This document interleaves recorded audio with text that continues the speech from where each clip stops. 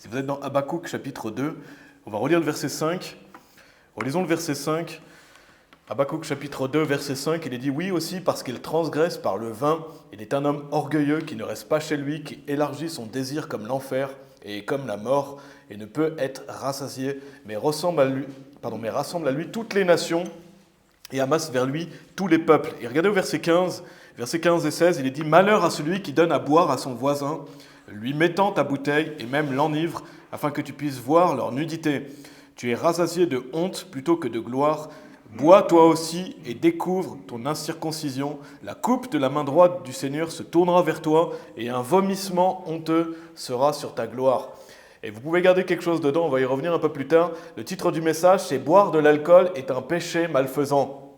C'est le titre du message aujourd'hui. On va voir ce sujet aujourd'hui et si vous n'êtes pas convaincus, je pense que déjà la grande majorité d'entre nous, on est déjà convaincus que l'alcool c'est mauvais et malsain, n'est-ce pas ? Mais si on n'est pas convaincu de notre position à avoir face à l'alcool, si par exemple quelqu'un a des doutes à ce sujet ou quelqu'un qui écoutera en ligne aussi, j'espère justement que ce message va mettre fin aux doutes. Que ce message va mettre fin aux doutes et vraiment, vous allez voir, et voilà, comme j'ai dit, la grande majorité d'entre nous le savent, mais que la Bible est vraiment claire au sujet de l'alcool. Et bien sûr, si vous n'avez jamais entendu un message biblique sur ce sujet, peut-être que vous n'avez pas entendu que l'alcool est un péché, parce que malheureusement c'est peu prêché. Ou peut-être que vous n'êtes pas sûr à ce sujet. Justement, c'est un message pour éclairer. C'est un message pour voir qu'est-ce que dit la Bible à ce sujet et nous donner le point de vue de la Bible. Et si quelqu'un a une mauvaise vision de ça, ou peut-être un avis pas encore tranché, on va laisser la parole de Dieu parler. Amen. Et c'est ce qu'on veut faire en tant que chrétien. Laisser la parole de Dieu parler, c'est ce qu'on veut. Connaître la vérité sur l'alcool. Qu'est-ce que Dieu pense de l'alcool ? Qu'est-ce que Dieu pense de ça ? Et pas qu'est-ce que le monde considère acceptable ou que le monde dit par rapport à notamment le fait de boire de l'alcool. Mais on veut ce que Dieu dit. Regardez le verset 20. Regardez le verset 20, toujours dans Habakkuk chapitre 2, il est dit « Mais le Seigneur est dans son saint temple, que toute la terre garde le silence devant lui. » Donc ça veut dire que nous-mêmes aussi, qu'on garde le silence devant lui. Et donc si on l'applique au sujet d'aujourd'hui, on va mettre de côté tout ce que le monde enseigne sur l'alcool. On va mettre de côté tout le brainwashage qu'il y a au sujet de l'alcool, tout ce que les fausses religions enseignent au sujet de l'alcool. La publicité, les médias, la télévision, on met ça de côté et on garde le silence devant Dieu pour voir qu'est-ce que Dieu en pense, n'est-ce pas ? On veut garder le silence. Dieu sait mieux que nous, ce sujet-là, qu'est-ce qui est bon, qu'est-ce qui n'est pas bon. Dieu sait ce qu'il a à nous dire par rapport à l'alcool. Dans Romains 12, verset 2, je vais simplement vous le lire, mais il est dit « Ne soyez pas conformes à ce monde, mais soyez transformés par le renouvellement de votre intelligence, afin que vous puissiez démontrer quelle est cette bonne et acceptable et parfaite volonté de Dieu. » Donc c'est ce qu'on veut faire pour tous les sujets. On veut laisser de côté ce brainwashage et renouveler notre intelligence, renouveler ce qu'on pense par rapport à des sujets, et notamment aujourd'hui par rapport à l'alcool. On ne veut pas en tant que chrétien être conforme à ce monde, n'est-ce pas ? On ne veut pas être conforme à ce que pense le monde, les idéologies du monde, non. On veut vraiment avoir le point de vue de Dieu sur ce sujet-là. On va renouveler notre intelligence par rapport à ça, parce que dit la Bible, parce que Dieu pense de ce sujet. Amen. Et on veut voir justement cette bonne et acceptable et parfaite volonté de Dieu, et notamment par rapport à ce sujet-là. On va vraiment voir bibliquement qu'est-ce que Dieu pense de ça, qu'est-ce que nous dit la Bible sans l'ombre d'un doute. Et ce n'est pas un sujet avec plusieurs interprétations possibles. Non, ce n'est pas un sujet où on peut se dire « oui, moi je crois que l'alcool est correct, moi je ne crois pas que c'est correct » et on peut dire « les deux points de vue sont corrects ». C'est vraiment un sujet tranché dans la parole de Dieu. Il n'y a pas de juste milieu par rapport à ça. Et on va vraiment le voir et on va prouver justement le titre du message qui est « Boire de l'alcool est un péché malfaisant ». Donc pour commencer bibliquement, vous pouvez tourner dans Jérémie chapitre 40 dans l'Ancien Testament si vous voulez. On reviendra dans Habakkuk chapitre 2 un peu plus tard. Mais c'est comme une étude biblique qu'on va faire aujourd'hui. Donc je vais aller dans pas mal de passages. Si vous n'avez pas le temps de tourner, c'est pas grave. Mais on va tourner dans beaucoup de passages parce que je veux vraiment qu'on voit ça bibliquement. Et la première partie qu'on va faire aujourd'hui, c'est qu'on va étudier le mot vin dans la Bible. Le mot vin dans la Bible, et notamment wine dans la King James. Si vous utilisez la Osterwald, je n'ai pas vérifié quel mot vous aurez dans le passage, mais en tout cas, notre autorité pour nous, c'est la King James, et c'est le mot wine, donc ça veut dire vin. On le retrouve dans la King James française. Parce que le mot vin, il peut faire référence au jus de raisin, au raisin, et il peut faire référence au vin alcoolisé. Donc il y a ces deux références possibles, même trois si on dit raisin, jus de raisin et vin alcoolisé. Donc le mot vin ne veut pas toujours dire alcool dans la Bible. Et le mot vin ne veut pas toujours dire raisin ou jus de raisin. Donc on va voir ça, on va voir justement, et notamment ces deux grands groupes, on pourrait dire qu'est-ce qui est correct, donc le vin qui se traduit par le jus de raisin et le raisin, et qu'est-ce qui n'est pas correct, qui se traduit par le vin alcoolisé. Donc c'est soit l'un, soit l'autre. Alors comment on sait ce que le mot vin signifie dans un verset ? Déjà, c'est comme beaucoup de choses dans la Bible, il faut voir le contexte. le contexte du verset. Quel est le contexte dans lequel ce verset est utilisé? Ça aide déjà à comprendre beaucoup de choses dans la Bible. Et c'est ce qu'on va faire à travers les versets qu'on va voir. Et de toute façon, le contexte est simple parce que tous les passages qui parlent de l'alcool sont toujours négatifs. C'est toujours négatif, dans un contexte négatif, en tout cas pour la grande majorité. Mais il faut voir le contexte. Comme par exemple Pierre, on sait quand Pierre va marcher sur l'eau, il va venir jusqu'au Seigneur Jésus-Christ et qu'il va s'enfoncer et qu'il va dire « Seigneur, sauve-moi ». Ce n'est pas un contexte de salut spirituel, n'est-ce pas? Il demande d'être sauvé physiquement. Donc comment on sait que ça parle du salut physique? Parce que c'est le contexte qui le définit. Il n'est pas en train de demander à être sauvé, n'est-ce pas? Donc le contexte définit ça. Il y a le contexte, mais il y a aussi les cotextes. Donc c'est-à-dire comparer les Écritures avec les Écritures. Et c'est ce que Dieu veut qu'on fasse, qu'on s'étudie, qu'on étudie, qu'on ne soit pas un ouvrier qui a à avoir honte, et aussi qu'on compare Écriture avec Écriture. Contexte, cotexte. Et il y a aussi la notion de voir les versets clairs sur un sujet. Quand on regarde les versets clairs, ça permet d'éclairer les versets un peu plus compliqués, un peu plus difficiles. C'est des bons rappels justement pour bien interpréter la Bible, le contexte, les cotextes, et aussi aller au clair verset pour interpréter les versets les plus difficiles. Donc on va étudier le mot vin dans la Bible. On va voir déjà deux exemples, si vous voulez bien. Un exemple où le mot vin fait référence au raisin, au jus de raisin, et un contexte où le mot vin fait référence au vin alcoolisé, une boisson alcoolisée. Regardez le mot vin qui signifie raisin ici, dans Jérémie chapitre 40. Lisons le verset 10.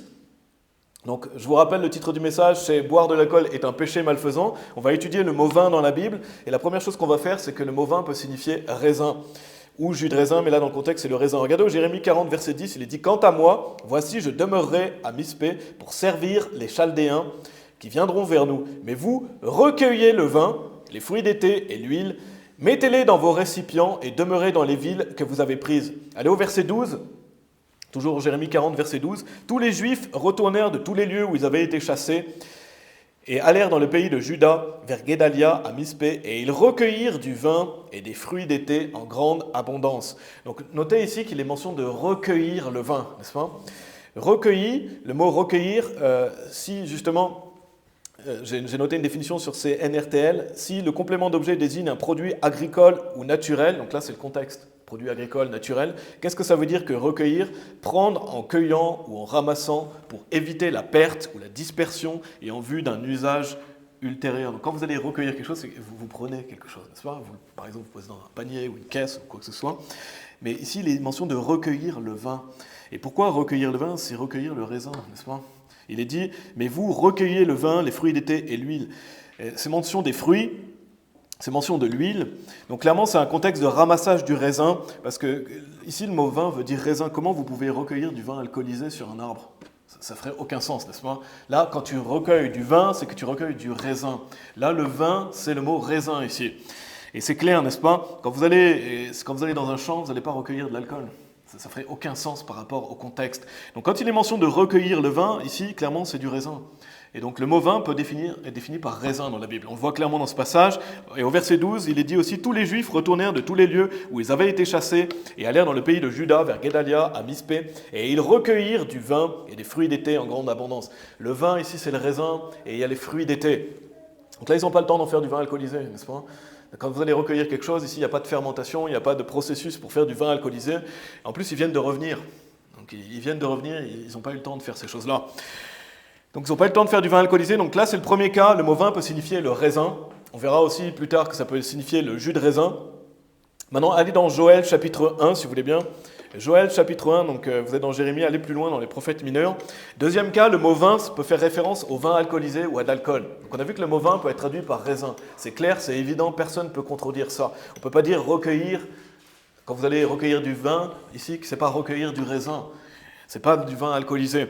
Maintenant, on voit le mot vin qui fait référence au vin alcoolisé sans l'ombre d'un doute aussi. Regardez dans Joël chapitre 1, verset 5.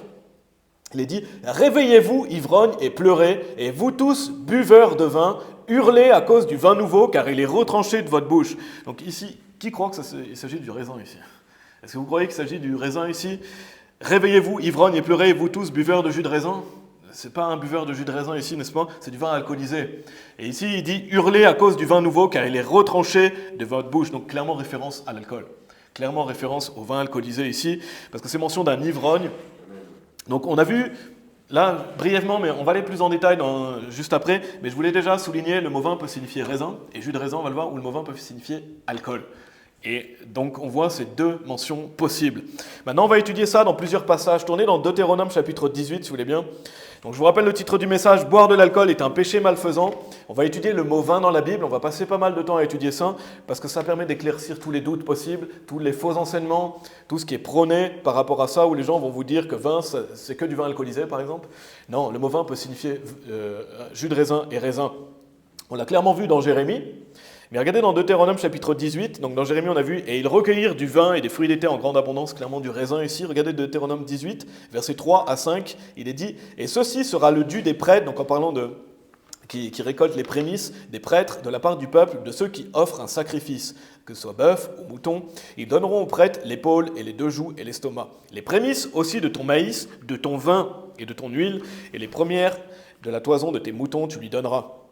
Car le Seigneur, ton Dieu, l'a choisi d'entre toutes tes tribus pour se tenir et servir au nom du Seigneur, lui et ses fils, pour toujours. Donc ici, les mentions des offrandes, le peuple devait donner les prémices, et il est dit de ton maïs, de ton vin et de ton huile. Les prémices, ça veut dire les premiers, et ici, c'est les premiers fruits. Donc le maïs, c'est un fruit. Je ne sais pas si vous saviez, j'ai vérifié, mais le maïs, c'est un fruit. De même le raisin, de même l'olive aussi, qui donne l'huile. Mais je crois que le mot vin ici fait référence au raisin. Ça fait clairement référence aux prémices du raisin ici. Il donne les prémices du raisin. Il ne donne pas les prémices du vin alcoolisé ici. Il donne les prémices de leur raisin, de leur récolte. Dans Néhémie aussi, il est dit « Et que nous devions apporter les prémices de notre pâte et nos offrandes, et les fruits de toutes les sortes d'arbres, le vin et l'huile. » Donc les fruits de toutes les sortes d'arbres, le vin et l'huile aux prêtres. Donc vin fait référence encore une fois au raisin. C'est évident que dans ces passages, ça ne fait pas référence au vin alcoolisé, mais ça fait référence aux fruits qu'on appelle le raisin. Tournez dans Genèse 49, si vous voulez bien. Genèse chapitre 49, on a fini avec Deutéronome. Comme j'ai dit, on va tourner dans plusieurs passages, vraiment prouver que ce mot vin peut signifier jus de raisin ou raisin. Il y a un verset qui prophétise le Seigneur Jésus-Christ dans Genèse 49. Regardez le verset 11. C'est un beau verset qui montre que dès Genèse, bien sûr le Seigneur Jésus-Christ a été prophétisé. Regardez au verset 11, il est dit « Attachant son ânon à la vigne et le petit de son ânesse à la meilleure vigne, il lava ses vêtements dans le vin et ses effets dans le sang des raisins. » Donc ça parle du Seigneur Jésus-Christ qui va venir et il va faire ça. Mais il est dit ici « Il lava ses vêtements dans le vin et ses effets dans le sang des raisins. » Donc le vin est comparé au sang des raisins. Le sang des raisins, c'est le jus de raisin ici, c'est clair. Il lave ses vêtements, il lave ses effets. Donc la Bible ici s'interprète par elle-même. Le vin, c'est le sang des raisins c'est le jus de raisin. Donc là, on voit plusieurs passages. Le mot vin fait clairement référence à du raisin, et ici, clairement, du jus de raisin, n'est-ce pas? Allez dans Genèse 40. Dans Genèse 40, on va voir encore d'autres versets à ce sujet un peu plus loin, mais lisons un passage aussi, parce qu'il y a un point qui est important à souligner quand on parle justement de ce mot, quand on parle de l'alcool, c'est qu'à l'époque des grands rois, et notamment dans Genèse 40, ici c'est un pharaon, c'était considéré un luxe de boire du jus de raisin. Aujourd'hui, c'est plus un luxe. On l'a dans le supermarché, on en a partout du jus de raisin, mais à l'époque c'était un luxe. Et regardez dans Genèse 40, verset 11, Genèse 40, verset 11, il est dit « Et la coupe de Pharaon était dans ma main, et je pris les raisins et les pressai dans la coupe de Pharaon, et je donnai la coupe à la main de Pharaon. » Donc ici, les raisins, c'est clairement, il presse, il en fait du jus. Et c'est Pharaon qui boit ça. Donc on voit que ce Pharaon, c'est bien sûr un homme qui était extrêmement riche. Il buvait du jus de raisin. C'était un luxe avant. Que quelqu'un vous presse du jus de raisin dans votre tasse ou dans votre bol ou quoi que ce soit et que vous en buvez, c'était un luxe. Maintenant, on a une époque industrialisée, mais à l'époque, c'était pas comme ça. Ça demandait des efforts. Et ça demandait beaucoup d'efforts de presser le raisin, d'en faire du jus et de pouvoir en boire. C'est loin de notre époque moderne aussi aujourd'hui. Donc le mot vin dans l'Ancien Testament, il fait clairement référence au raisin, jus de raisin, parce qu'à l'époque c'était un luxe d'avoir ça aussi. Et ça demandait des outils. Je vais simplement vous lire Néhémie 13, verset 15. Il est dit « En ces jours-là, je vis en Juda quelques-uns foulant au pressoir le jour du Shabbat et rendant des gerbes et chargeant les ânes et aussi du vin, des raisins et des figues et toutes sortes de fardeaux qu'ils apportaient à Jérusalem le jour du Sabbat. Et je témoignais contre eux le jour où ils vendaient leurs vivres. » Donc ils étaient foulés au pressoir. Il y a des gens qui marchaient dessus, qui faisaient volontairement du jus de raisin avec des raisins. Donc ça demandait des efforts de faire ça. J'imagine même pas les efforts que les gens devaient faire pour presser les raisins et en faire du jus de raisin. Donc on comprend facilement que le jus de raisin c'était un luxe. Tout le monde ne pouvait pas se permettre d'en boire, tout le monde ne pouvait pas se permettre, comme à notre époque moderne, d'en acheter ou d'en avoir. Et c'est pour ça qu'il y a beaucoup de passages qui décrivent ça d'ailleurs comme un luxe ou quelque chose de bénéfique. Donc encore une fois, selon moi, dans ce passage, en plus ici, il est dit, et aussi du vin, dans Néhémie, n'y allez pas, mais je vais simplement vous lire, et aussi du vin, des raisins et des figues, et toutes sortes de fardeaux qu'ils apportaient à Jérusalem le jour du sabbat, et je témoignais contre eux le jour où ils vendaient leurs vivres. Donc juste après avoir foulé dans les pressoirs, il mentionne qu'ils chargent leurs ânes du vin, des raisins et des figues, et ça semble logique que ce soit du jus de raisin aussi ici. Et c'est du jus de raisin, c'est absolument pas il n'y a pas de mention d'épisode de fermentation de l'alcool, d'en faire du vin alcoolisé ou autre. En plus, il y a mention de vivre. Qui croit ici que du vin alcoolisé, c'est un vivre? Est-ce qu'on a besoin de boire du vin alcoolisé pour survivre? Non, n'est-ce pas? Par contre, oui, le vin, ici qui veut dire raisin, les raisins, les figues, alors oui, ça peut subvenir à notre nécessité vitale. On a besoin de manger, et notamment les fruits, etc. Donc l'alcool, ce n'est pas une denrée nécessaire pour vivre. Personne n'a besoin de boire de l'alcool pour vivre, n'est-ce pas? Par contre, on a besoin de manger de nourriture solide. Donc il est mention de vivre, et donc des choses qui permettent de se nourrir, comme du jus de raisin, des raisins et des figues. Donc l'alcool, comme je dis, c'est pas sain. Donc pour résumer par rapport à ce qu'on a vu, tournez dans Psaume 104, si vous voulez bien. On a clairement vu que le mot vin peut signifier jus de raisin, ça peut signifier raisin, et c'était une denrée précieuse. C'est quelque chose d'estimé. Et il y a deux autres choses que je veux souligner dans cette partie par rapport à ça.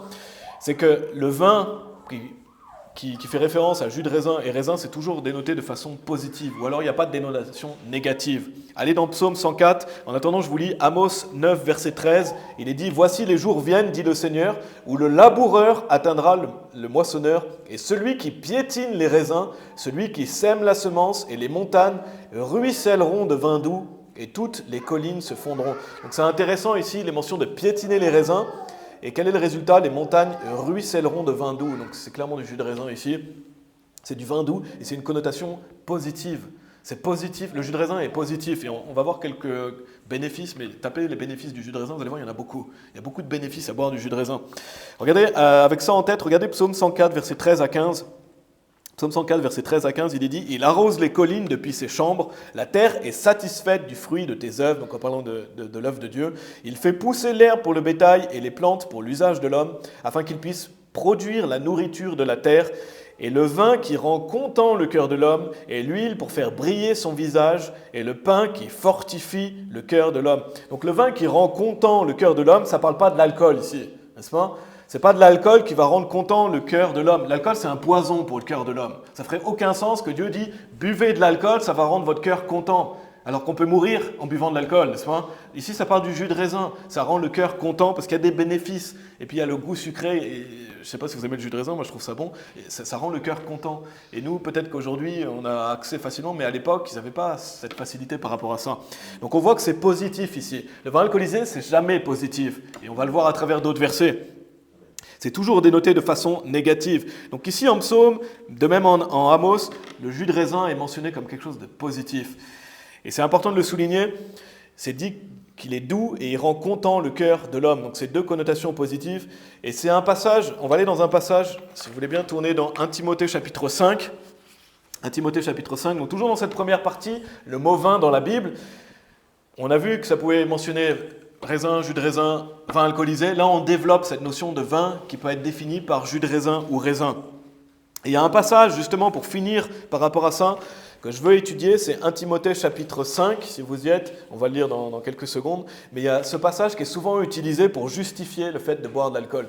Si vous avez déjà parlé avec des gens qui se disent chrétiens et qui essayent de justifier l'alcool, parce qu'il y a des gens qui essayent de justifier l'alcool avec la Bible.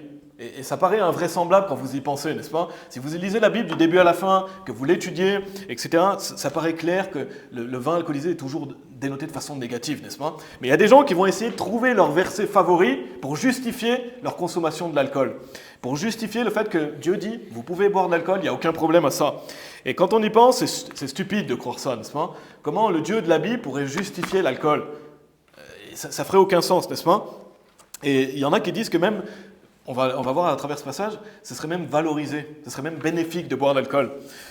Alors bien sûr, si quelqu'un ne savait pas, si quelqu'un est ignorant ou trompé justement par des faux enseignements, justement c'est le temps de changer d'avis, n'est-ce pas? Parce que tout le monde n'a pas forcément écouté ça ou étudié ça.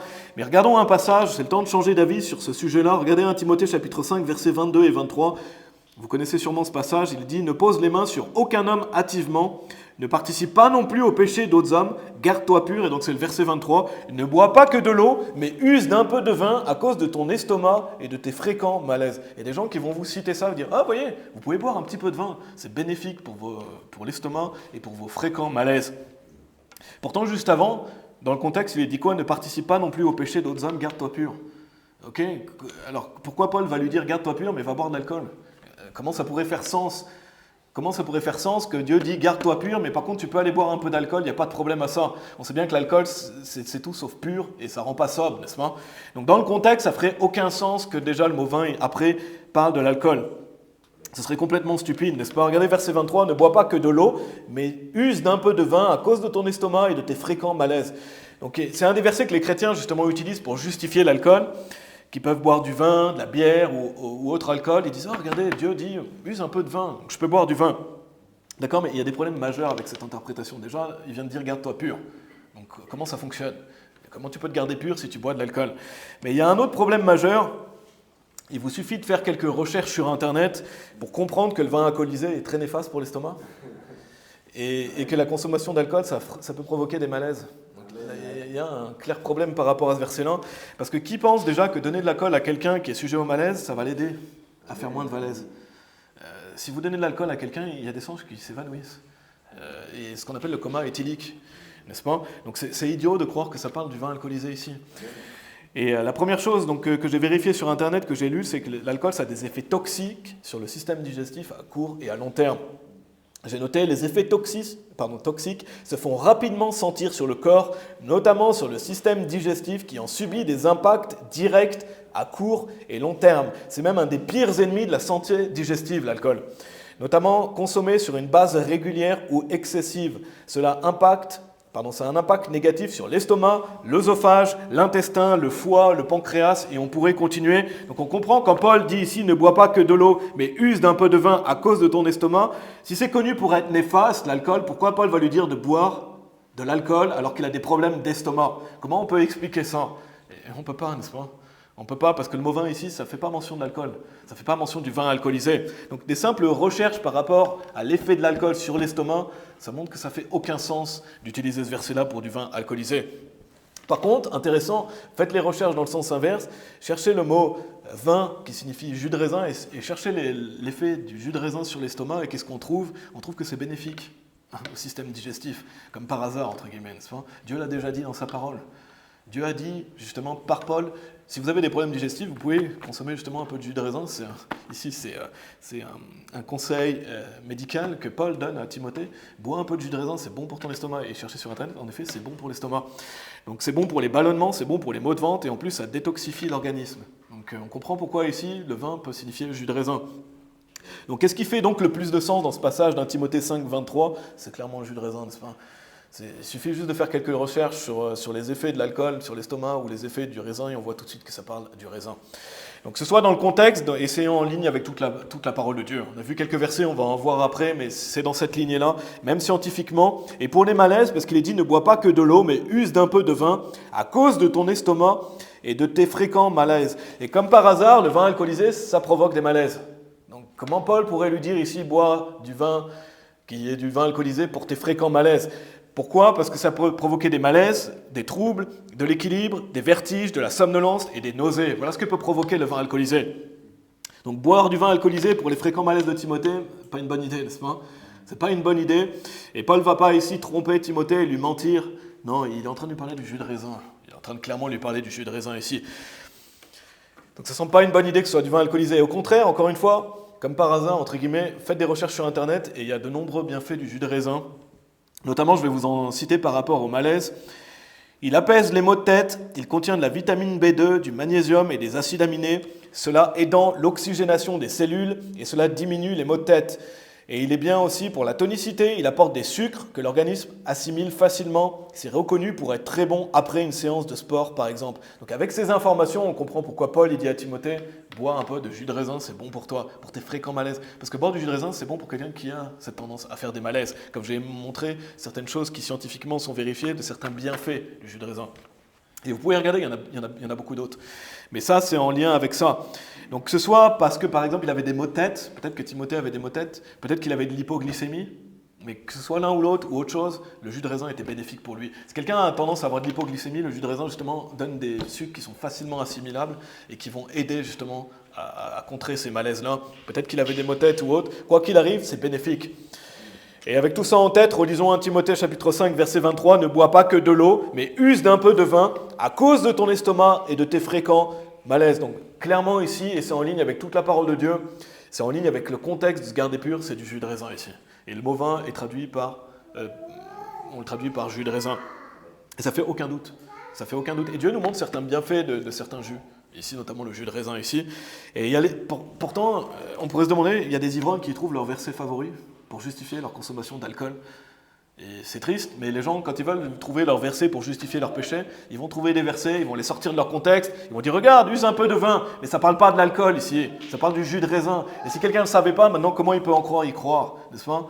Ça fait aucun sens dans le contexte, ça fait aucun sens avec ce que dit la parole de Dieu, et ça fait aucun sens scientifiquement non plus, parce que le vin est néfaste pour les malaises et l'estomac quand il est alcoolisé. Donc ça, c'était la première partie. Je vous rappelle le titre du message, « Boire de l'alcool est un péché malfaisant ». Première partie, le mot vin dans la Bible. Allez dans Proverbes chapitre 20, si vous voulez bien. Proverbes chapitre 20. Donc clairement, la Bible utilise le mot vin pour de l'alcool, mais aussi pour du jus de raisin. Maintenant, on va développer cette notion de vin qui fait mention de l'alcool.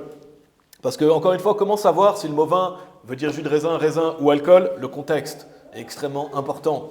Le contexte, mais aussi les cotextes. Comparer les Écritures avec les Écritures, et aussi les versets clairs qui aident à interpréter les versets plus compliqués. Regardez Proverbes chapitre 20, verset 1.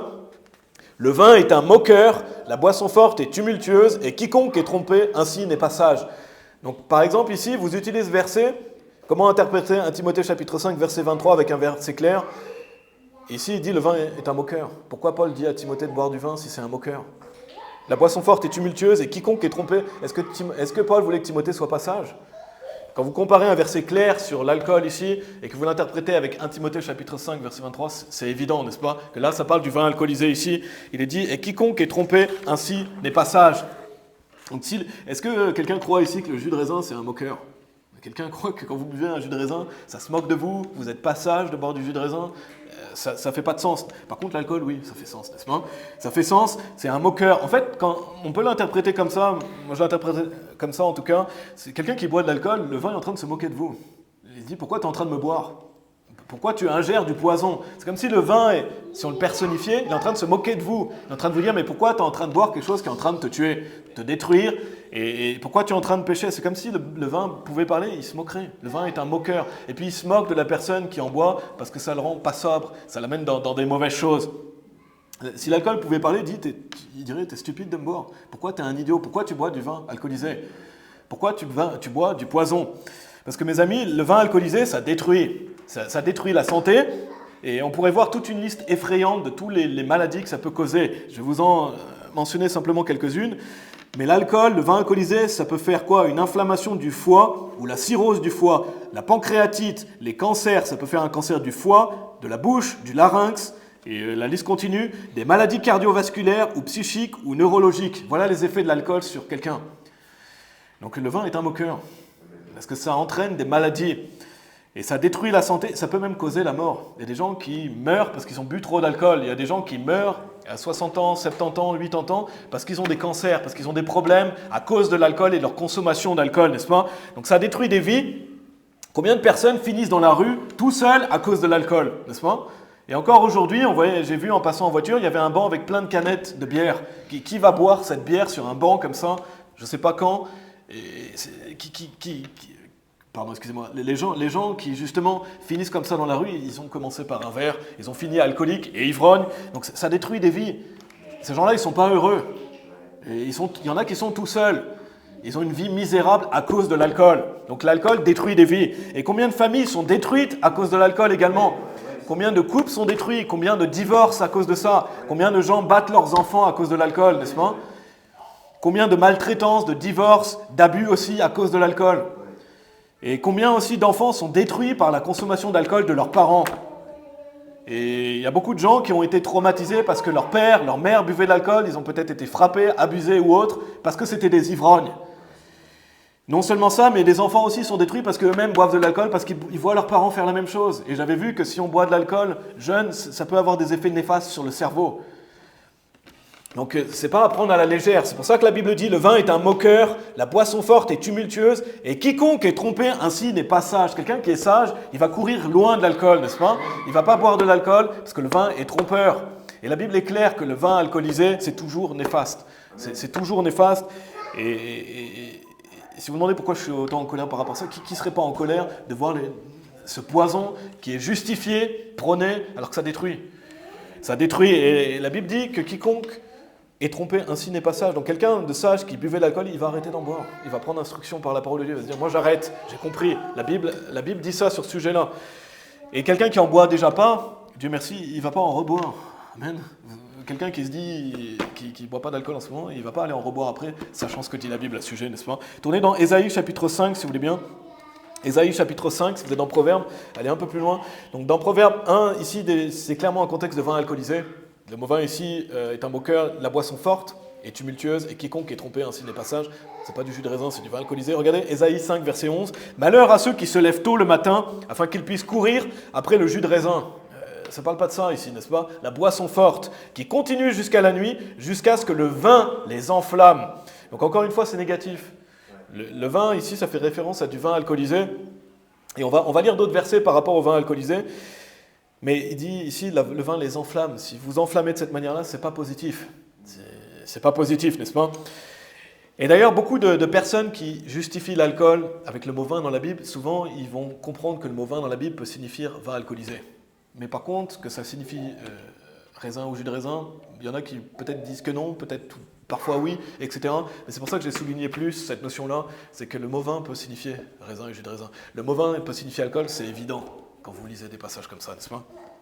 Et c'est pour ça que j'ai plus insisté sur le fait que ça peut faire mention du raisin et du jus de raisin. Donc ça, c'était la première partie, le mot vin dans la Bible. Donc ça peut faire référence à deux choses, voire trois, si on met raisin et jus de raisin dans le même groupe. Deuxième partie, c'est le fait que le vin alcoolisé est un péché. Et je crois que n'importe quelle personne sensée et honnête a déjà vu que c'est un péché. On vient de voir déjà des passages à ce sujet-là.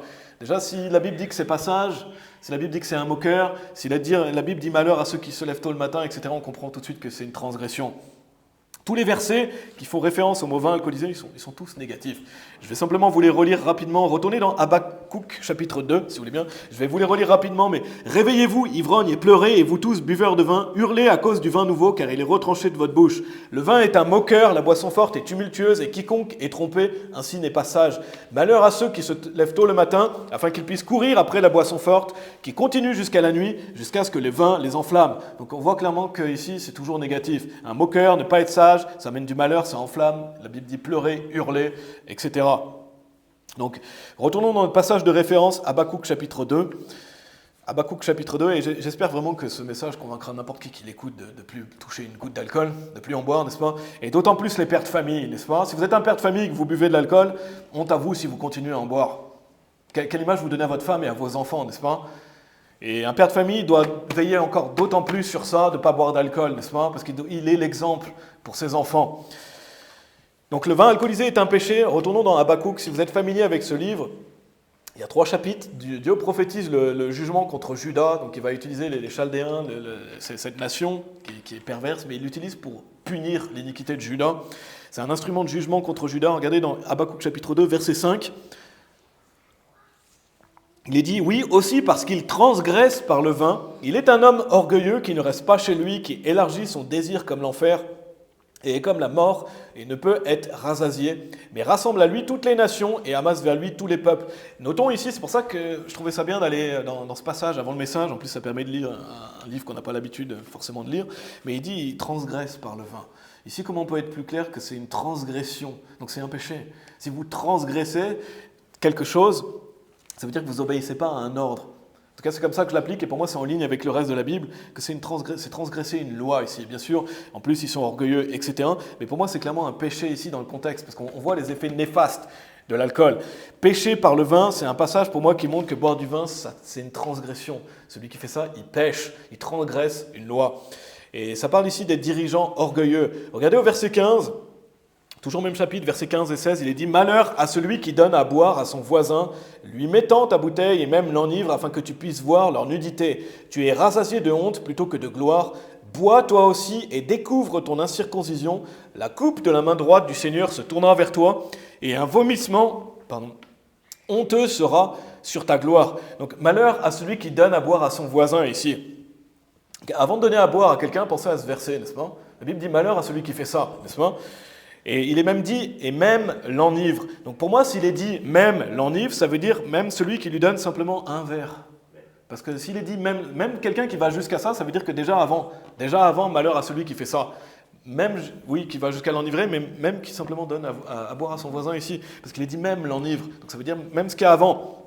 Donc je souligne ça parce que c'est malheureusement commun aussi, à travers la chrétienté, de dire qu'on peut boire de l'alcool avec modération. Vous pouvez en boire avec modération, tant que vous n'êtes pas sous, tant que c'est qu'un verre, tant que vous avez une limite, ou tant que c'est une fois par semaine, ou quoi que ce soit. Mais ça, c'est un mensonge. La Bible enseigne clairement qu'on doit boire 0 alcool. Ici, il est dit que c'est une transgression. Et il est dit, malheur à celui qui donne à boire à son voisin. Et si ça va même jusqu'à l'enivrer, c'était même avant. Donc ça veut dire qu'on voit clairement ici que c'est quelque chose qu'on ne doit pas faire, n'est-ce pas? Et on va le voir clairement aussi dans d'autres passages, mais la Bible est claire. Malheur à celui qui donne à boire à son voisin, lui mettant ta bouteille et même l'enivre, afin que tu puisses voir leur nudité. Donc ne serait-ce qu'un verre, même si bien sûr quelqu'un va jusqu'à l'enivrer, c'est mal, mais on voit clairement que boire de l'alcool ici c'est une transgression et qu'on doit boire 0 alcool. Il n'y a pas de modération avec l'alcool. Et on doit boire 0 alcool, c'est clairement ce qu'enseigne la Bible. Et ici, la Bible dit aussi malheur à celui qui va alcooliser quelqu'un pour voir sa nudité. Et il y a des gens qui font ça, pour voir la nudité des gens, ils les alcoolisent. Malheur à cette personne qui fait ça, n'est-ce pas? Quelle honte qu'il y a des gens qui font ça, qu'il y a des hommes qui vont enivrer des femmes pour voir leur nudité, ou des femmes qui font ça avec des hommes. Malheur à quelqu'un qui fait ça, n'est-ce pas? Quelle honte de faire ça et d'abuser des gens. Et vous voulez boire de l'alcool, voilà ce que dit la Bible. Un vomissement honteux sera sur ta gloire, ok? Boire de l'alcool, c'est pour les idiots. La Bible dit, un vomissement honteux, ça sera ta gloire. Et dans 1 Corinthiens chapitre 10, c'est mention que tout ce qu'on doit faire, manger, boire, on doit le faire à la gloire de Dieu. Ici, vous buvez de l'alcool, ok, c'est une honte. C'est pas à la gloire de Dieu. Personne ne boit de l'alcool à la gloire de Dieu, n'est-ce pas? Non, c'est un vomissement honteux sera ta gloire. C'est le vomissement honteux qui sera ta gloire. Ce ne sera pas la gloire de Dieu ici, n'est-ce pas? Et faire de l'alcool, quand on fait des recherches, je ne suis pas un expert, j'ai simplement regardé quelque chose là-dessus, mais ça demande la volonté de transformer le jus de raisin en alcool. Ça demande ça demande un effort, ça demande une volonté d'en faire de l'alcool. Si vous faites quelques recherches sur ça, j'ai trouvé qu'il faut faire fermenter le raisin, il faut que la peau du raisin elle soit percée. Il faut le faire par le foulage ou le pressurage, on appelle ça. Et ensuite, c'est placé dans une cuve ou dans un fût, et ça doit être macéré et fermenté, etc. Donc, il y a une volonté d'en faire de l'alcool. Il faut volontairement écraser les raisins, les mettre dans quelque chose pour les faire fermenter, macérer pour en faire du vin alcoolisé. Donc, les gens, quand ils faisaient ça, même à l'époque, il y avait une volonté d'en faire du vin alcoolisé, n'est-ce pas? Et en plus, de ce que j'ai lu, c'est qu'apparemment, plus vous le laissez macérer et fermenter, plus le taux d'alcool sera élevé. Donc les gens qui veulent boire de la boisson forte, notamment du vin, ils doivent le laisser macérer et fermenter encore plus longtemps. Donc on voit qu'il y a une volonté claire d'en faire du vin alcoolisé. C'est pas « ah mince, malheureusement », non, là il y a une volonté, il y a des efforts, n'est-ce pas? Donc c'est malfaisant. Tournez dans Deutéronome chapitre 32, si vous voulez bien, Deutéronome chapitre 32, toujours dans cette partie. Boire de l'alcool est un péché, et c'est un péché malfaisant auquel justement, en tant que chrétien, on veut avoir un avis tranché sur ce sujet-là. Et vraiment, qu'est-ce que dit la Bible à ce sujet? C'est pas ce que moi je dis. On voit verset après verset, n'est-ce pas? Que la parole de Dieu est claire à ce sujet. Regardez Deutéronome 32, versets 32 à 33. Il est dit, car leur vigne est de la vigne de Sodome et des champs de Gomorrhe. Leurs grappes sont des grappes de fiel. Leurs raisins sont amers. Leur vin est le poison de dragon et le cruel venin d'aspic. Ici, les mentions de Sodome et Gomorrhe, donc c'était vraiment un lieu extrêmement malfaisant. Il y avait des réprouvés. Et la Bible nous dit, leur vin est le poison de dragon et le cruel venin d'aspic. Donc voilà la vision de Dieu sur le vin alcoolisé, du venin et du poison. Qui a envie d'ingérer volontairement du venin et poison? Ça devrait être écrit sur les bouteilles, n'est-ce pas? Venin, poison, ça devrait être écrit sur une bouteille d'alcool. Au moins, ce serait plus honnête avec ce que dit la Bible. Donc attention, vous allez ingérer du venin. Attention, vous allez ingérer, parce que c'est comme ça que la Bible le décrit. Ici, il est dit, leur vin est le poison de dragon et le cruel venin d'aspic. Je ne pense pas que beaucoup de gens voudraient boire volontairement du venin et du poison, n'est-ce pas? Pourtant, quand on boit de l'alcool, c'est ce qu'on fait. Donc comment douter que c'est un péché malfaisant quand on voit des passages comme ça, en plus qui parlent de Sodome et Gomorrhe, qui a envie de boire ce genre de boisson, n'est-ce pas? Donc on a vu que c'était un moqueur, on voit que quiconque en boit n'est pas sage, que c'est comparé du poison, du venin. On a vu malheur à celui qui donne à boire à son voisin. Et voyons d'autres passages, tournez dans Daniel chapitre 1, si vous voulez bien. Daniel chapitre 1. Donc on voit plusieurs passages qui montrent sans un doute que c'est un péché. Je vais vous lire Amos chapitre 2, verset 8. rapidement, il est dit, et ils se courbèrent près de chaque autel sur des vêtements pris en gage, et ils boivent le vin des condamnés dans la maison de leur Dieu. Ici, c'est le vin des condamnés dans la maison de leur idole. Et d'ailleurs, malheureusement, par exemple, dans la religion catholique, on prône l'alcool. Et les prêtres, ils boivent le vin des condamnés dans la maison de leur faux Dieu, n'est-ce pas? C'est des faux prophètes. Ils font semblant d'être chrétiens, d'être sauvés, etc. Mais ils boivent le vin des condamnés dans la maison de leur Dieu. Qui a envie de boire du vin de condamné, n'est-ce pas? Bien sûr, ici, c'était des gens adonnés à l'idolâtrie. Mais regardez Daniel, chapitre 1, versets 8 et 9, il est dit, Daniel, chapitre 1, versets 8 et 9, il est dit, mais Daniel proposa dans son cœur, donc c'est plutôt qu'il était décidé, ferme dans son cœur, qu'il ne se souillerait par la portion des mets du roi, ni par le vin qu'il buvait. Par conséquent, il demanda au prince des eunuques, afin qu'il ne puisse pas se souiller. Et Dieu a apporté à Daniel faveur et amour compatissant de la part du prince des eunuques. Donc ici, Daniel, qui est un grand homme de Dieu, n'est-ce pas? Il était ferme dans son cœur et il était décidé de ne pas se souiller. Et pas se souiller avec quoi? Qu'il ne se souillerait par la portion des mets du roi. Donc on voit ici l'alimentation, mais il est dit aussi ni par le vin qu'ils buvaient. Et pour moi, ça fait référence au vin alcoolisé ici qu'on devait leur servir, n'est-ce pas? Ça m'étonnerait que ça parle du jus de raisin ici. Daniel était décidé de ne pas se souiller avec quoi? Avec de l'alcool. Parce que c'est se souiller de boire de l'alcool. Et Daniel était ferme. Et c'est la même chose pour chacun d'entre nous. On doit être ferme dans nos cœurs qu'on ne va pas se souiller avec le vin, n'est-ce pas? Et comment Dieu réagit à ça? Et Dieu a apporté à Daniel faveur et amour compatissant de la part du prince des eunuques. Et qui veut pas la faveur et l'amour compatissant de Dieu, n'est-ce pas? Daniel l'a obtenu ici parce qu'il ne voulait pas se souiller avec certaines nourritures et avec du vin alcoolisé, n'est-ce pas? Donc c'est une bonne raison positive de ne pas boire d'alcool. Avoir la faveur de Dieu, l'amour compatissant. Et on préfère avoir la faveur de Dieu et l'amour compatissant plutôt que les moqueries des gens parce que vous ne buvez pas d'alcool. Je préfère avoir les moqueries des gens. Plutôt que de ne pas avoir l'amour compatissant ou la faveur de Dieu, n'est-ce pas? C'est ce qu'on veut, on veut l'amour compatissant et la faveur de Dieu. Et si les gens se moquent, bien sûr on n'a pas envie d'être moqué, mais si les gens se moquent, c'est leur problème. On veut cette faveur de Dieu. Regardez au verset 12. Verset 12, il est dit « Éprouve tes serviteurs, je t'implore, pendant 10 jours, et laisse-leur nous donner des légumes à manger et de l'eau à boire. » Ils préfèrent boire de l'eau, n'est-ce pas, que ce vin, et ce vin alcoolisé. Et c'est la même chose pour nous, on doit être ferme, fixe dans nos cœurs, et notamment la période de Noël qui arrive, de ne pas boire d'alcool, n'est-ce pas? De ne pas boire d'alcool, de prendre une position par rapport à ça, même si les gens vous en proposent. N'ayez pas honte de dire non, je ne bois pas d'alcool. C'est les gens qui boivent de l'alcool qui doivent avoir honte, n'est-ce pas? C'est pas nous. Allons en Proverbe chapitre 23, si vous voulez bien. Vraiment, on voit, Proverbe 23, on voit que Daniel ne voulait pas se souiller avec quoi? Avec du vin alcoolisé. Et Dieu l'a béni pour ça. C'est une bonne raison positive. Regardez Proverbe 23, versets 29 à 35. Il est dit « Qui a du malheur? Qui a de la douleur? Qui a des contestations? Qui a de vains bavardages? Qui a les blessures sans cause? Qui a la rougeur des yeux? Ceux qui s'attardent auprès du vin, ceux qui vont chercher le vin mêlé. Ne regarde pas le vin lorsqu'il est rouge, lorsqu'il donne sa couleur dans la coupe, lorsqu'il se meut correctement. À la fin, il mord comme un serpent et pique comme une vipère. Tes yeux contempleront les femmes étrangères et ton cœur proférera des choses perverses. Oui, tu seras comme celui qui se couche au milieu de la mer, ou comme celui qui se couche au sommet d'un mât. Ils m'ont frappé, diras-tu, et je ne fus pas malade. Ils m'ont battu, et je ne le sentis pas. Quand me réveillerai-je? Je le chercherai encore. Et d'ailleurs, je ne le développe pas dans ce message, mais l'alcool, les gens sont dépendants de ça. Ils se lèvent le matin, ils ont toutes ces mauvaises choses qui arrivent, et ils recommencent. Et ils recommencent, et ils recommencent. Parce que c'est une dépendance, l'alcool, la drogue, etc. Et donc ça devrait faire réfléchir aussi par rapport à ça, n'est-ce pas? Un seul verre peut créer une dépendance chez quelqu'un, parce que vous avez ouvert cette porte. Donc la Bible dit clairement, ne regarde pas le vin lorsqu'il est rouge, lorsqu'il donne sa couleur dans la coupe, lorsqu'il se meut correctement. Donc si la Bible dit de même pas regarder, comment on peut croire qu'on peut le boire? Si la Bible vous dit, regardez même pas à ça, comment vous pouvez aller jusqu'à l'ingérer si on ne doit même pas regarder à ça? Et notamment quelqu'un qui est sujet à ça, quelqu'un qui a une dépendance par rapport à ça, il faut éviter certains endroits, certaines choses, pour ne pas se mettre dans des lieux qui pourraient tenter, n'est-ce pas? Parce que généralement, quelqu'un qui n'a jamais bu d'alcool, il ne va pas être tenté comme quelqu'un qui en a déjà bu. Quand il va boire une bière, quand il va boire du vin, etc. Mais la Bible nous dit de même pas regarder à ça. Et nos enfants ne doivent même pas regarder à ça, n'est-ce pas? Ils doivent comprendre par rapport à ça quels sont les effets néfastes.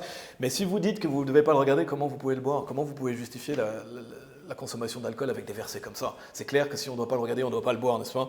Si vous dites à quelqu'un, regarde même pas, comment tu peux après aller l'ingérer? Ça fait aucun sens. Donc c'est vraiment évident, la Bible dit d'absolument pas le faire. Donc la Bible est vraiment claire que c'est un péché, amen. On le voit clairement. Qu'on ne doit pas boire, et peut-être que vous ne le saviez pas, vous n'étiez pas sûr, mais j'espère que maintenant pour vous c'est évident ce que dit la Bible, n'est-ce pas? Regardez verset 32 encore une fois. Donc prenons la décision de ne plus jamais en boire, amen. Regardez, il est dit au verset 32, à la fin, il mord comme un serpent et pique comme une vipère. Tes yeux contempleront les femmes étrangères et ton cœur proférera des choses perverse. Encore une fois, toute cette négativité qui va avec le vin alcoolisé ici, c'est comme du poison, comme du venin. Et ça rejoint ce qu'on a vu tout à l'heure, on a vu poison, venin, là on voit qu'il mord et il pique, n'est-ce pas? Et il y a des conséquences aussi à la consommation d'alcool, que la Bible nous met en garde aussi, de contempler les femmes étrangères. Et j'en ai parlé la semaine dernière des femmes étrangères, mais ce n'est pas le genre de femmes vers lequel vous voulez regarder, n'est-ce pas? Les gens qui boivent de l'alcool, ils vont regarder certaines femmes, convoiter, etc., à cause de leur consommation d'alcool. Et c'est la même chose pour les femmes. Elles vont convoiter des hommes qu'elles n'ont pas envie d'aller vers à cause de la consommation d'alcool ici. L'alcool, ça pousse beaucoup de personnes à la fornication. Ça pousse beaucoup de personnes à l'adultère et à des péchés comme ça, n'est-ce pas? Et la Bible met en garde ici. Tes yeux contempleront les femmes étrangères et ton cœur proférera des choses perverses. Non seulement ça, mais aussi de proférer des choses perverses. Tu as envie de proférer des choses perverses. Et on le voit, quand on voit des gens sous, et il y a des vidéos, il y a des choses là-dessus, je ne conseille pas de regarder ça, mais on voit des gens qui s'amènent dans des situations extrêmement mauvaises à cause de l'alcool. Parce que ça leur donne une certaine audace, hein, ils se croient plus forts, etc. Ils vont se mettre dans des mauvaises situations, et il y a des gens qui finissent à se faire violenter, à se faire frapper, ou à finir dans des accidents, ou à mourir, etc. parce qu'ils ont bu de l'alcool. Et qu'est-ce que c'est triste, n'est-ce pas, quand on pense à ça? C'est triste parce que l'alcool, justement, ça peut te faire dire des choses perverses que tu vas regretter aussi, même à tes proches, mais aussi aux gens. Il y a certaines personnes, tu n'as pas envie d'aller leur dire des mauvaises choses, parce qu'il y a des gens qui sont violents, il y a des gens qui sont cruels, il y a des gens qui n'hésiteront pas à frapper, n'est-ce pas? Donc ça préserve aussi de ça. L'alcool, ça peut faire dire des choses perverses. Et donc c'est un péché malfaisant, parce que ça peut amener dans des querelles, des disputes et de la violence. Combien de gens ont été frappés ou autres, parce qu'ils étaient alcoolisés, et ils sont allés vers les mauvaises personnes, et ils se croyaient plus forts que les autres, ou quoi que ce soit. Donc on voit que c'est définitivement un péché malfaisant. Première partie, le mot vin dans la Bible. Deuxième partie, le vin alcoolisé est un péché. Et la troisième partie, qui est plus courte, mais quelle est la position d'un chrétien par rapport au vin alcoolisé? Je pense qu'on a pas mal répondu à la question, n'est-ce pas? Je crois qu'on y a répondu avec la parole de Dieu, mais un chrétien, il ne doit pas boire d'alcool. Un chrétien, il doit boire 0 alcool, n'est-ce pas? Il doit être sobre. D'ailleurs, dans 1 Corinthiens chapitre 5, c'est un péché digne d'exclusion qui s'appelle être un ivrogne. Qu'est-ce que l'ivrognerie, justement, l'alcoolisme, pour le préciser par rapport à 1 Corinthiens chapitre 5, mais ça peut être par exemple quelqu'un qui boit de l'alcool régulièrement. Ça peut être considéré bibliquement comme un ivrogne, quelqu'un qui boit régulièrement de l'alcool. Quelqu'un qui boit de l'alcool plusieurs fois quand il est seul aussi, si quelqu'un a cette tendance à boire seul, c'est un signe d'ivrognerie. Parce que l'alcoolisme, ce n'est pas ce que le monde enseigne. La ligne n'est pas la même avec la parole de Dieu. Parce que si c'était seulement ceux qui boivent beaucoup, ce n'est pas comme ça dans la parole, c'est ceux qui boivent aussi avec régularité, qui est considéré comme un ivrogne. Donc la ligne n'est pas la même que ce soit avec le monde ou ce que dit la parole de Dieu, ce que dit la parole de Dieu qui est acceptable. Donc qu'est-ce qui est le mieux quand on sait ça? Est-ce qu'on a envie de jouer avec ça et de se dire est-ce que ça c'est acceptable ou pas? Est-ce que si je bois une fois par an, etc., quelle est la meilleure chose à faire? C'est tracer la ligne, dire je bois plus d'alcool, n'est-ce pas? Je bois 0 alcool, au moins je suis sûr. Je suis sûr parce que je sais que c'est mauvais. Parce que je sais que ça entraîne beaucoup de mauvaises choses. Donc la ligne, c'est ne bois pas d'alcool du tout. Tournez dans Proverbe 31. Proverbe 31, si vous voulez bien. Donc, qu'est-ce qui est sage à faire? S'abstenir de l'alcool. Ne pas boire d'alcool du tout. Et au moins, la ligne est tracée. Est-ce qu'un chrétien peut boire d'alcool? Non. 0 alcool, la ligne est tracée, on sait qu'on est en règle avec Dieu à ce sujet-là. Et d'ailleurs, quand on y pense, pourquoi on ne donne pas d'alcool aux enfants? Pourquoi il y aurait un âge magique, entre guillemets, de 18 ans où la personne peut consommer de l'alcool maintenant parce qu'il est assez âgé? Pourquoi on ne donne pas d'alcool aux enfants? Parce qu'on sait que c'est mauvais. Voilà pourquoi on ne donne pas d'alcool aux enfants. Mais est-ce que c'est bon magiquement pour un adulte de 18 ans maintenant de boire de l'alcool? Non. Donc c'est idiot de dire pas en dessous de 18 ans. Non, c'est jamais. Là au moins la ligne elle est claire, n'est-ce pas? Parce que pourquoi on ne donne pas de l'alcool aux enfants? Pourquoi les parents ne donnent pas aux enfants? Parce qu'ils savent que c'est mauvais. Alors pourquoi ils en boivent eux-mêmes? Il n'y a pas de ligne magique ou de ligne où j'ai atteint 18 ans, maintenant mon corps est capable de... Non, il n'y a jamais de temps pour boire de l'alcool. Il n'y a pas d'âge. C'est ce que le monde enseigne, ça. Parce que le monde veut que les gens consomment de l'alcool. Ça fait marcher le business, c'est un gros business l'alcool, n'est-ce pas? Et ça mène dans des graves péchés aussi, le diable le sait. Il y a des gens qui peut-être ne vont pas être sauvés parce qu'ils sont ivrognes. Et ils sont même plus capables de réfléchir ou de penser, ou alors ils ont rejeté la Bible ou quoi que ce soit parce qu'ils ont été ivrognes. Alors ça ne veut pas dire que quelqu'un qui est ivrogne ne peut pas être sauvé, mais il y a des gens qui vont se mettre dans des situations où malheureusement ils sont tellement ivrognes, etc., qu'ils ont peut-être rejeté Dieu et même imputé Dieu de leurs mauvaises actions, etc. Donc le diable sait. Et le diable sait aussi que ça va vous tuer physiquement, donc ça alimente aussi toute l'industrie pharmaceutique, etc. Donc regardez Proverbe 31, versets 1 à 9. Pardon, versets 1 à 4, on va dire, parce que sinon ce serait trop long. Mais on pourrait aller jusqu'au verset 9. Proverbe 31, il est dit des versets 1 à 4, les paroles du roi Lémuel, donc je pense ici que ça fait référence à Salomon. La prophétie que sa mère lui enseigna. Quoi mon fils, et quoi le fils de mon utérus, et quoi le fils de mes vœux, ne donne pas ta vigueur aux femmes, ni tes agissements à ce qui détruit les rois. Ce n'est pas au roi, au Lémuel, ce n'est pas au roi de boire du vin, ni au prince des boissons fortes. Et que toute mère dise ça à ses enfants, n'est-ce pas? Quoi ma fille, quoi mon fils, tu boirais de l'alcool? Non, c'est pas pour toi l'alcool, n'est-ce pas? Donner de l'alcool à ceux qui veulent boire, mais pas à nous, n'est-ce pas? Et bien sûr, on ne va pas donner l'alcool aux autres, mais ce que je veux dire, c'est les autres boivent, ok, ils boivent, mais nous ça n'a pas de place chez nous, n'est-ce pas? Et ici, elle parle à son fils, et elle parle, attention à la fornication, attention à l'adultère, attention à ne pas donner ta vigueur aux femmes. Beaucoup d'hommes font ça, ils détruisent leur vie à cause de la fornication, de l'adultère, ou ils ne servent pas Dieu à cause de ça. Mais on ne doit pas vivre comme ça comme un chrétien. Et il y a l'alcool ici aussi. Et on est fait roi et prêtre à Dieu quand on est sauvé, n'est-ce pas, par le Seigneur Jésus-Christ. Donc ce n'est pas à nous, chrétiens, de boire de l'alcool. Ça s'applique à nous aussi ici. Parce qu'on est fait roi et prêtre du Seigneur Jésus-Christ. Donc ce n'est pas aux chrétiens de boire de l'alcool. Amen. Et c'est vraiment clair. Dernier passage où on va aller dans Jean chapitre 2. On va finir avec ce passage-là, si vous voulez bien. Dans Jean chapitre 2. On a vu le mot vin dans la Bible. Ça peut faire référence au jus de raisin ou au raisin et à du vin alcoolisé. On a vu que le vin alcoolisé est un péché, on peut dire un péché malfaisant. Et dans la troisième partie, c'est la position d'un chrétien par rapport au vin alcoolisé. On le voit très bien par rapport au péché digne d'exclusion. On le voit par rapport à Proverbe 31. Maintenant, il y a une fameuse histoire où je veux aller assez rapidement. Ça fera un message complet, mais je veux la citer parce qu'il y a des gens qui, en commentaire, ou il y a des gens qui plus tard disent « Mais Jean chapitre 2, Jésus a transformé de l'eau en vin alcoolisé, n'est-ce pas ?» Et il y a des gens qui utilisent ce passage-là pour justifier l'alcool aussi. Mais ça, c'est le premier miracle du Seigneur Jésus-Christ, avec lequel on est assez familier, n'est-ce pas? Le Seigneur Jésus-Christ va transformer de l'eau en vin dans ce passage. C'est une histoire qui est fameuse, connue, même beaucoup de gens non sauvés connaissent cette histoire-là, c'est son premier miracle. Et il y a des gens qui vont utiliser ce passage et pervertir cette histoire et faire croire que le Seigneur Jésus-Christ a transformé de l'eau en vin alcoolisé ici. Imaginez, c'est Dieu manifesté dans la chair dont on parle ici. Le Seigneur Jésus-Christ qui fait son premier miracle du Seigneur Jésus-Christ. Il met une casquette de barman et il transforme de l'eau en alcool. Est-ce que ça fait sens? Est-ce que ça fait sens que le Seigneur Jésus-Christ va faire boire de l'alcool aux gens qui ont déjà bien bu? On va le voir à travers le passage. Ça fait aucun sens, n'est-ce pas? En fait, c'est de la folie de croire ça. Et si quelqu'un n'a jamais entendu quelque chose par rapport à ça, c'est pas pareil. Mais si quelqu'un entend clairement qu'ici, ça fait mention du jus de raisin et pas de l'alcool, et que vous croyez encore que le Seigneur Jésus transforme du vin en alcool, c'est de la folie, c'est stupide, n'est-ce pas? Comment on peut imputer le premier miracle du Seigneur Jésus-Christ à transformer de l'eau en vin alcoolisé? Regardez Jean chapitre 2, versets 9 à 11. Jean chapitre 2, versets 9 à 11, il est dit « Quand le responsable du festin, je ne voulais pas lire toute l'histoire, ce serait trop long, eut goûté l'eau qui était devenue vin, donc c'est un mariage, le responsable du festin ici, donc le Seigneur Jésus a transformé l'eau en vin parce qu'il n'y avait plus de vin, et ne savait pas d'où il venait, mais les serviteurs qui avaient puisé l'eau le savaient. Le majordome du festin appela l'époux. Donc on voit, il appelle l'époux, celui qui se marie, et lui dit « Tout homme sert le bon vin au début, et lorsque les hommes ont bien bu, alors ce qui est moins bon. Mais tu as gardé le bon vin jusqu'à maintenant. » Ce commencement de miracle, Jésus le fit à Cana de Galilée, et il manifesta sa gloire, et ses disciples crurent en lui. Donc dire que c'est du vin alcoolisé ici, ça veut dire que vous dites que le Seigneur Jésus a donné plus de choses à boire à des gens qui ont déjà bien bu.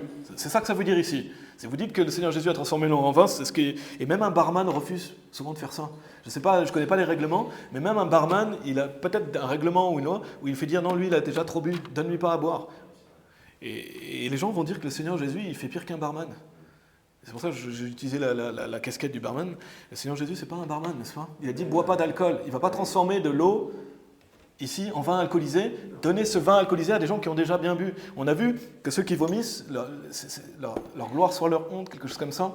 Et ici, il est dit, ce commencement de miracle, Jésus le fit à Cana de Galilée et il manifesta sa gloire. Qui croit que le Seigneur Jésus a manifesté sa gloire en faisant vomir des gens, ou en leur donnant du vin alcoolisé? Ça fait aucun sens. Et il est dit, et ses disciples crurent en lui. Si Dieu faisait ça, il y a peut-être des gens qui seraient dit, mais attends, mais c'est pas Dieu qui est en train de rendre sous d'autres gens. Il y a peut-être des disciples qui seraient partis, parce qu'ils se diraient, mais attends, il y a quelque chose... Et non, le Seigneur Jésus ne fait pas ça, n'est-ce pas? Et comment on peut croire que le Seigneur Jésus a donné encore plus d'alcool à des gens qui étaient ivrognes? C'est absurde, c'est de la folie de voir ce passage comme ça. Et imaginez les conséquences que ça aurait pu avoir. Imaginez de donner encore plus à boire à des gens qui ont bien bu. Vous pouvez les tuer. Il y a des gens qui meurent de coma éthylique. il y a des gens qui auraient peut-être pu mourir dans des accidents en rentrant chez eux. Ça voudrait dire que le Seigneur Jésus serait responsable d'avoir tué des gens. Ça fait aucun sens. Ça fait aucun sens. Pourquoi ? Parce que ce n'était pas du vin alcoolisé. C'était clairement du jus de raisin, et c'est facile à comprendre. Et comme on a vu, souvenez-vous, le jus de raisin était un luxe. Donc cet époux qui avait investi dans le jus de raisin, parce que c'était un luxe, d'offrir ça à ses invités. Et oui, des gens aiment le jus de raisin, et il y a des gens qui aiment le jus de raisin, qui trouvent ça un luxe, et qui n'ont pas besoin de boire d'alcool pour être heureux, n'est-ce pas ? On n'a pas besoin de boire d'alcool pour se sentir bien, ou pour, avec l'alcool, etc. On n'a pas besoin de ça dans nos fêtes, n'est-ce pas ? On n'a pas besoin de ça dans nos mariages. Non, le jus de raisin est très bon, ça rend le cœur content, n'est-ce pas ? Et les gens étaient contents ici parce qu'ils buvaient du bon jus de raisin, et c'était un luxe. Donc le majordome, il dit ici, comment tu as fait pour garder ce bon jus de raisin ?